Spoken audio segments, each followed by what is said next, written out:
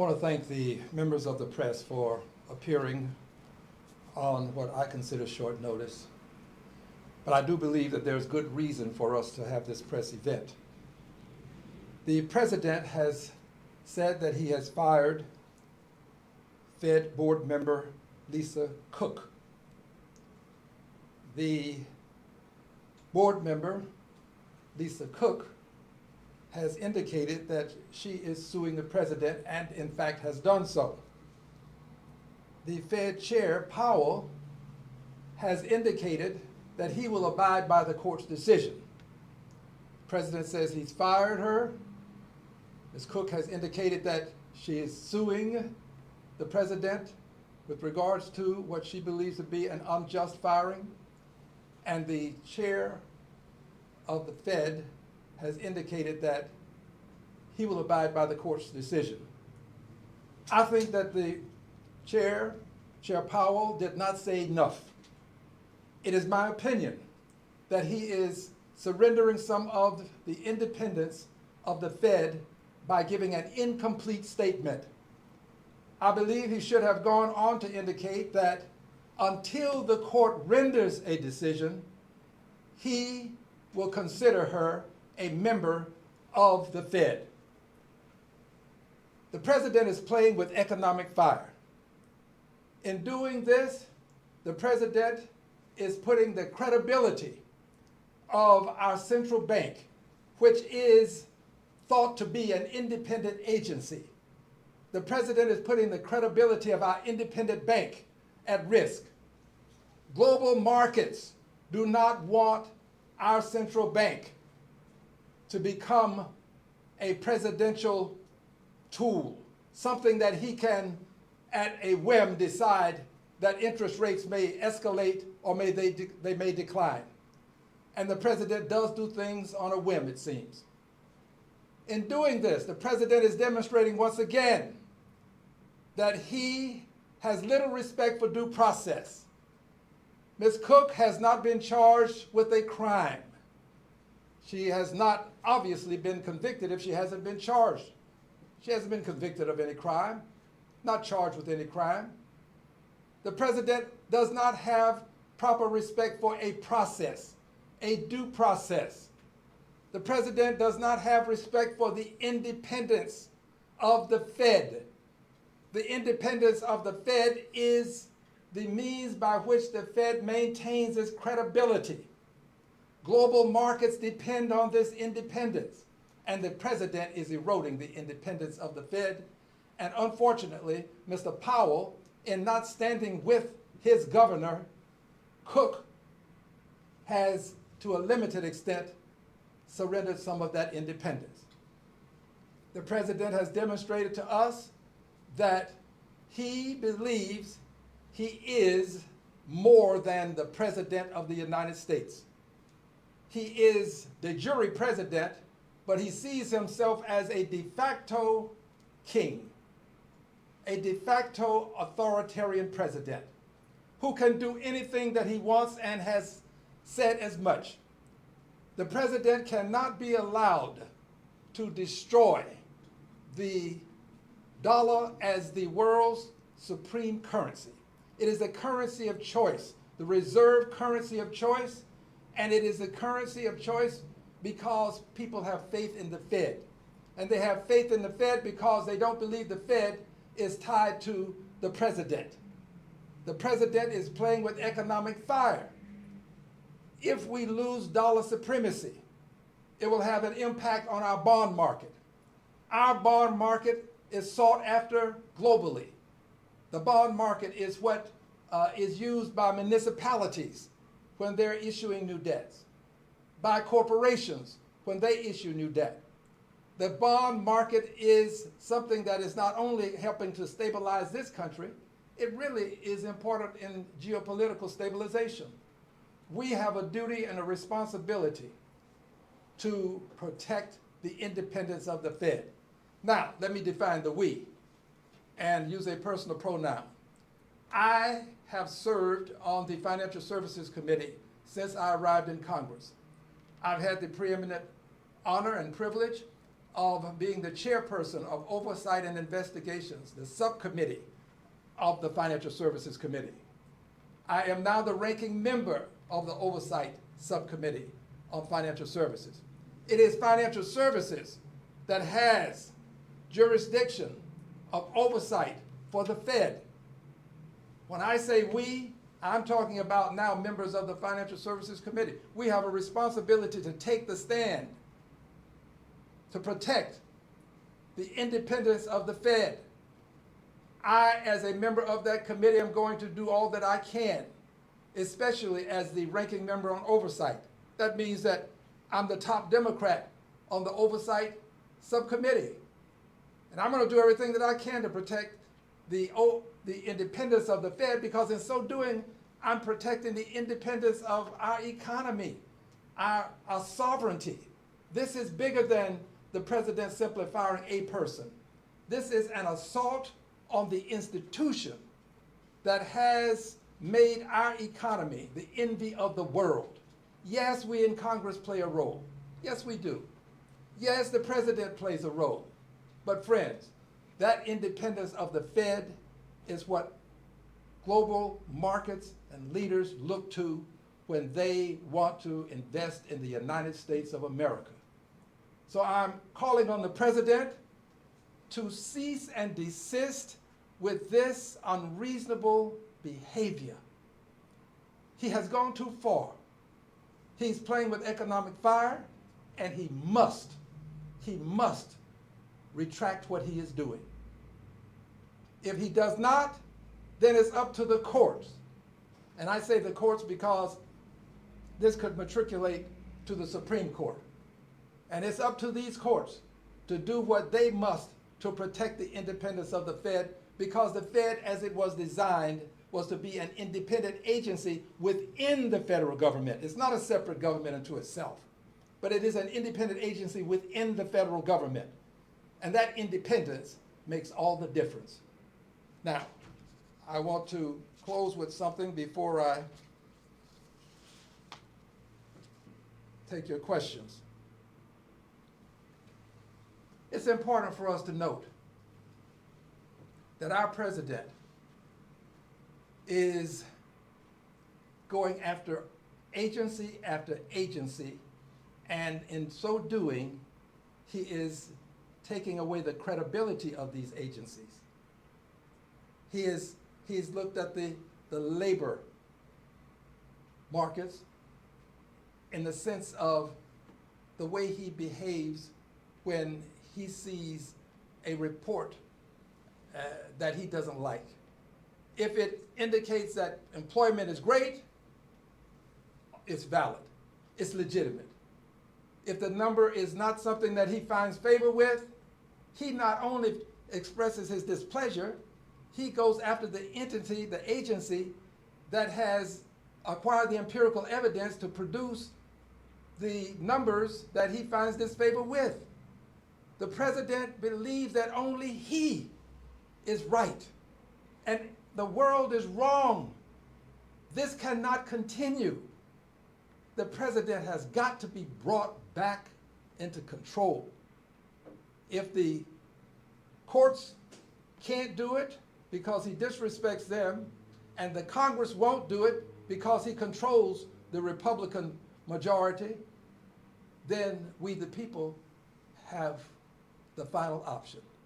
And we have to say to the president in no uncertain terms, you will not, Mr. President, destroy the American economy. We, the people, can do this with many things. We have our voices, but we also have the right to protest. I'm a believer in protestation. It was protestation that brought me to Congress. It was the Edmund Pettus Bridge on Bloody Sunday in 1965, when persons were beaten back to the church where they started. As they approached this bridge, they were beaten back to the church where they started. John Lewis was there, and he told me the story. He said he thought he was going to die on the Edmund Pettus Bridge.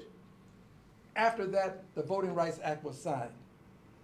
Many of us who are in Congress now are there because of the Voting Rights Act. The president is assaulting the Voting Rights Act. The courts are abiding with his assault, And unfortunately, Section 2 is under great threat. Just today, the governor has signed, I believe, his new gerrymandering, unlawful gerrymandering that we'll challenge in court. But the point is, the president is doing all that he can to destroy these institutions. And many of us in Congress because of these institutions. So we have to protect what has caused us to have the greatest economy in the world, and we have to protect it with all lawful means necessary, and protestation. What happened at the Edmund Pettus Bridge is a supreme, superb example of how protestation can make a difference, because it's made a difference in who's in the Congress of the United States of America, the diversity in the Congress of the United States of America. Protestation, legal, lawful, peaceful, nonviolent protestation is a methodology by which change can be made. And I believe that the president is going to see more and more of this as he continues his unbridled assault on American institutions. I welcome your questions. Why do you, in your opinion, why do you think he did what he did to the Federal Reserve? Well, let's hear from the American banker. The American banker published an independent piece, and it is styled, Fed's Independent Hangs on Meaning of For Cause, published on August 29, 2025. Let's read some of what they say here to answer the question. The question is, why do I believe he has done this, committed this act of firing? Let's read what the American banker says. It indicates here in part, Ms. Cook has not been charged with a crime, let alone convicted of one. The claim that she listed 2 homes as her primary residence was first made by someone with another agency, the Federal Housing Finance Agency. And then he loudly and publicly demanded interest rates cuts. And he blames the Fed for constraining the housing market with high interest rates. The president wants the Fed to do his bidding. The president wants the Fed to lower interest rates because he understands that if this happens, there will be a better demand for homes because people can use those low interest rates to buy their homes. So he wants lower interest rates. Well, Mr. Powell and the members of the Fed have not decided to cut interest rates, and they haven't because they have concerns with the tariffs that the president continually manipulates. One day they're high, the next day they're low. The markets are responding as he raises tariffs and lowers tariffs. The president is fiddling with the economy, fiddling. It would be too polite to say that he is managing. He is just doing things in a willy-nilly way with the economy. They go on to indicate in this article, markets have become more skeptical of America during his second term. The dollar has fallen 9% against other rich world currencies. They go on to indicate, although short-term treasury yields have fallen as the American economy has softened, longer-term yields have stayed high, reflecting investor concern about America's debt load and threatens the economic institutions such as the Fed. This is what the American banker has said. So yes, the rationale for his behavior appears to be his desire to see interest rates lowered. But the governors at the Fed seem to understand that keeping these interest rates where they are until they get a better sense of what the tariffs are going to do to the economy makes sense. And quite frankly, that makes sense to me. It makes sense to a good many other persons who are supposed to know how to manage our currency. I hope that the president understands that he's playing with economic fire. This impacts all of us. Every person in this country should be concerned about what the president is attempting to do to Governor Cook. You should be concerned because it can impact your interest rates. It can impact your ability to buy a car, to buy a home. It can impact your ability to borrow money to start your business or to maintain your business. This is the through line to almost everything that we do in this economy. We have to be concerned about what the president is doing, and the courts should be the last stand against this. But if the courts should fail us, then we have to do what the Republican Congress won't do, and that is take our cause to the streets of America in a peaceful way, in a peaceful, nonviolent way, to show the country that Americans are concerned about what's happening. Another question, please. With the allegations of financial impropriety as a member of a board of governors for the Fed, doesn't that require somebody to step in and take some semblance of action? Because just the hint and the allegation of impropriety is pretty severe, right? The allegation of impropriety is something that the president has made, but he has not made it based upon empirical evidence that he has presented, other than he has made the statement about her having claimed her residence, primary residence, in 2 different locations. Well, here's what can be done. The president and the United States of America still have what appears to be a Justice Department. The Justice Department is there. Before you do something willy-nilly and just fire a person who happens to sit on the board of the Fed, why not investigate? Why not have your Justice Department, that you have great degree of control over, perform an investigation, and the investigation can then bring us a result that may be respected. But to just do this the way he's doing it takes all of the respectability away from the process itself. The president cannot become the judge, the jury, and executioner. He is but only one person who has an opinion in this process. His opinion has to be based on empirical evidence when that opinion moves to removal. That's where he is, but he did not use a process that had within it what we call due process in this country. He just decided he was going to do it. And I must tell you that she is the first black woman to serve on the Fed. First black woman. The president always goes for the weakest link. He finds a way to deal with what he perceives to be the weakest link. I think that given the way he has behaved with black women as president, calling them persons with low IQs, that would include Maxine Waters, that would include many members of Congress, the way he responds to people of color who happen to be females is indicative of how he seems to be responding here. He doesn't seem to respect them.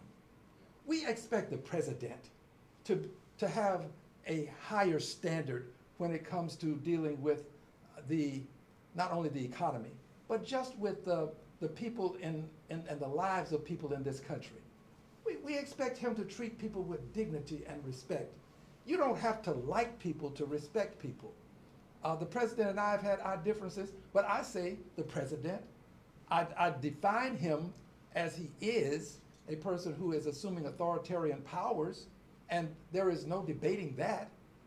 But I don't call him names. I don't do the things that he does to demean people. In the Congress of the United States of America, the night that I was removed for telling the president that he didn't have a mandate to destroy Medicaid, to cut Medicaid and cut some $880 billion from it, after I spoke, the president called the Democrats lunatics. This is the president of the United States of America at a joint session of Congress calling members of Congress lunatics.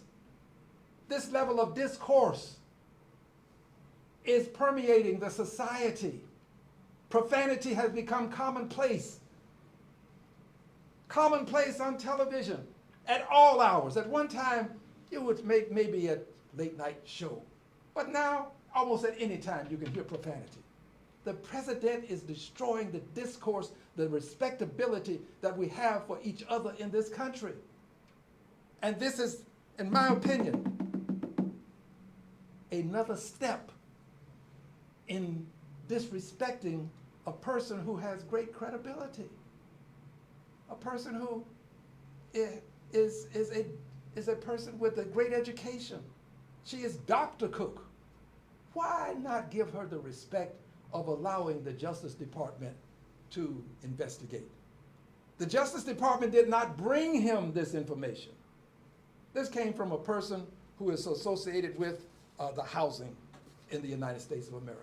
So my hope is that he will understand that there are many other things that can and should have been done before he took this unbridled action to go so far as to do what he believes he's done, and that's terminate. By the way, remember, I'm telling you, Chair Powell should have taken a stand and said, Mr. President, I will abide by the decision of the court, but until the court renders that decision, she's still a member of this board. That's what he should have done. Now, I happen to have great respect for Chair Powell. I've met him, we've talked, we've been together on many occasions. But I have to be honest, he is surrendering some of the independence of the Fed by not saying, we have to wait on this decision, and until then, she's a member of this board.